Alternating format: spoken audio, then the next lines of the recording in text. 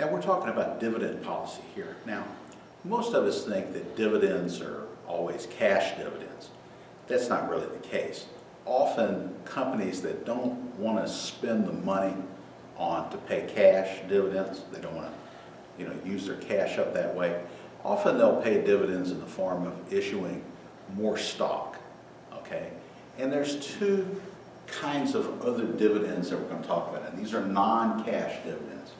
And you have what's called a stock dividend, and the other type is called a stock split. Now, the accounting for a stock dividend and a stock split is different. The way the equity section changes on the balance sheet is different from a stock split to a stock dividend. And there are problems in the back of the chapter that we'll go through, and we'll see what those differences are. And we'll talk about that kind of thing then. But right now what I want you to understand though is that a lot of people are confused as to what the difference is between a stock split and a stock dividend. With a stock dividend, if the result is to increase the number of shares outstanding by less than 20 to 25%, they refer to that as a stock dividend.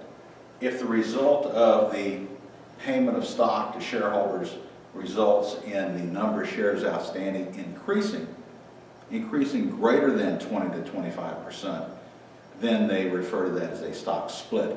And again, the importance of this is really revolves around the accounting treatment for these different forms of paying stock to shareholders. And we'll talk about that when we get into the problems in the back of the chapter. But for right now, I want you to understand the difference between a stock split and a stock dividend. And again, we'll get back to the accounting treatment of these two things in a couple of the problems we have in the back of the chapter.